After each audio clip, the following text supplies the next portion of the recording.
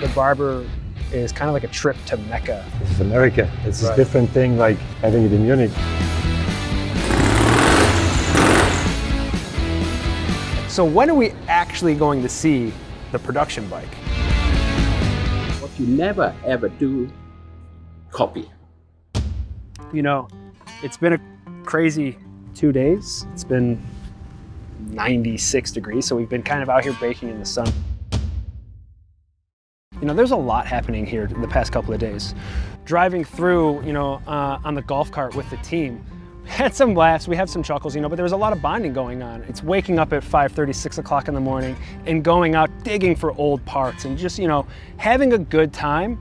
You know, this is something, again, that I personally identified with doing this as a kid with my dad. Episode 2, we talked about the Heritage collection, which was the reveal of a clothing line that'll be coming, you know, along with this storyline of heritage and culture. But the other one, the other big reveal in episode 2 was actually this. All right, guys, come here. Let's make sure we didn't miss this. What'd you just say?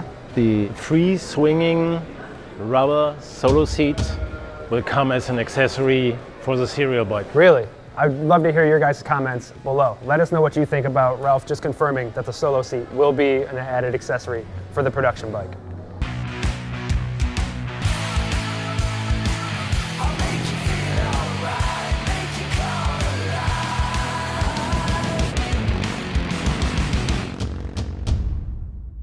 Our 13-person golf cart that we've had, I think this is the most appropriate place to do kind of a recap of what we've captured here. We started our day kind of yesterday at the museum.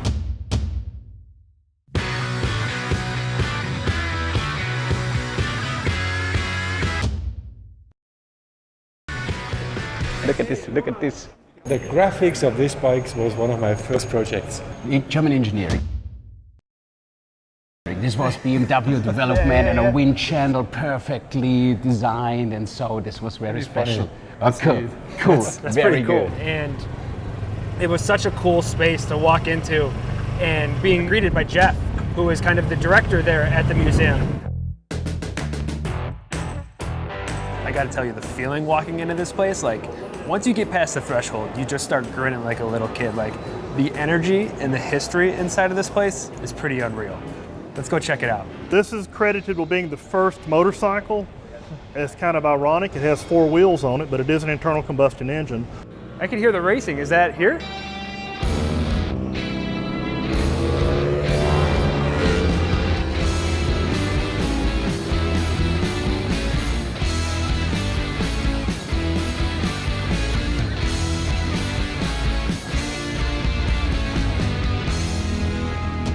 We have seen the bikes down there. R18 and concept. for us, it's very interesting to see the reactions of people here, of course, because this is America. It's a different thing like having it in Munich.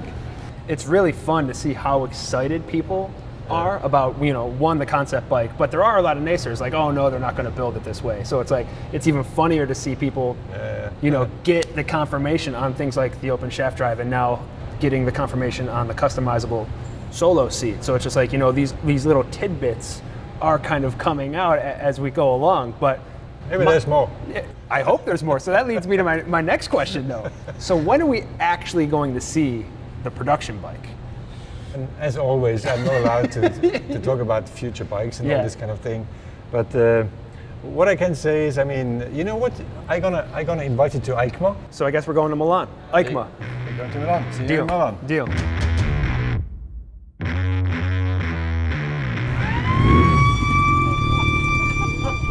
Hey, look who is coming. Dirk. Hey. Hey. Hey, Dirk. This guy's traveled all the way from Germany to be here, you know, to see this show, to be part of this culture. He's by far one of the most notable BMW customizers building bikes like the 2 Phantom bikes, but watching them talk about the R18 concept and his eyes just kind of lighting up and getting super excited, you know that this guy's just jonesing to get his hands on one of those bikes and, you know, and build one himself. Leave it to the Germans to find a BMW and then start tuning it.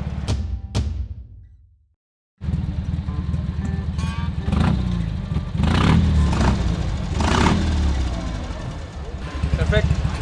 Great. All right.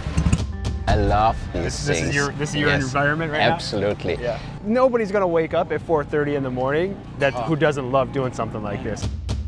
How important is this cruiser segment, you know, to you and to Motorrad?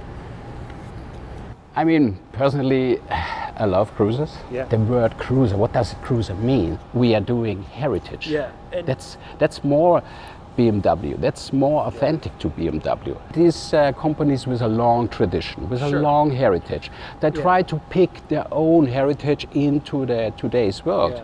And this is something what we also do now. We've done so many beautiful motorcycles, and so we grab these ideas and try to transport it into today's world. The market is always driven by the customer, of course.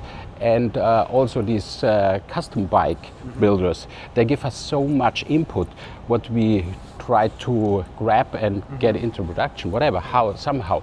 And so it was for us absolutely clear to go this way, to be authentic, Yeah. to be BMW, Yeah. but still respect the rules The of rules. the segment. Yes. What you never ever do, copy. Yeah, no. No Yeah. way. That's just suicide. Yeah. All right, guys, let's head outside and check it out.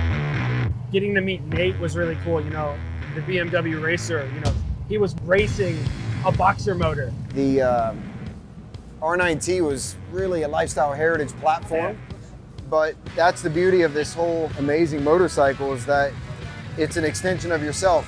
Watching people's faces stare at the BMW motorcycles and watching them, I said, you know, they need to stop dreaming and start making memories. It's an honor, man. It's an honor. Super. Yeah. Thanks, Nate. Thank you. Walking into the fan zone was a really special place. Getting to see the birdcage, you know, built by Revival. Hot laps. They built a bike and it was awesome. They didn't follow any rules. The story behind the birdcage bike is Motorrad gave Revival in Austin this engine to build. They built a bike around the engine.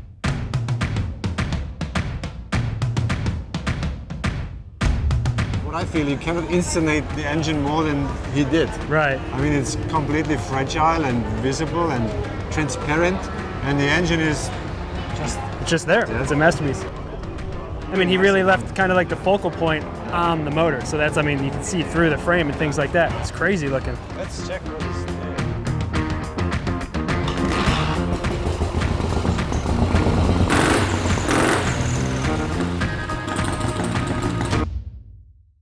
Did you enjoy it? I did. Yeah? Is this yours? Actually, my father's bike. I heard this is yours. It is. This is one of the pieces of my collection. This is a 1928 BMW Model R63. Your, in race trim. your collection. Yes, I have a collection. I have a BMW specific museum in Long Island, New York. And are you a BMW enthusiast? I am.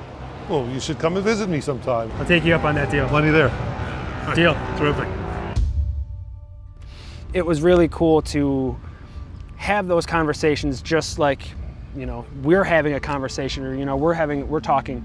And, you know, these are big guys. They're the tastemakers. They're creating bikes.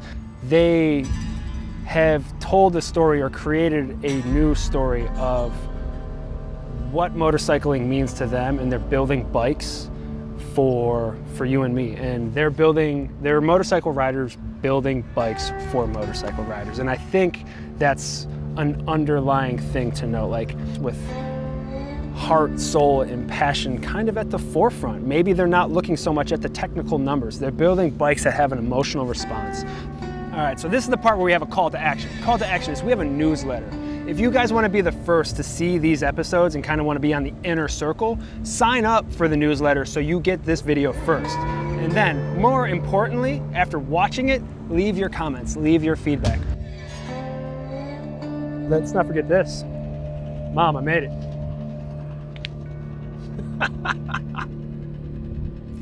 That's pretty cool.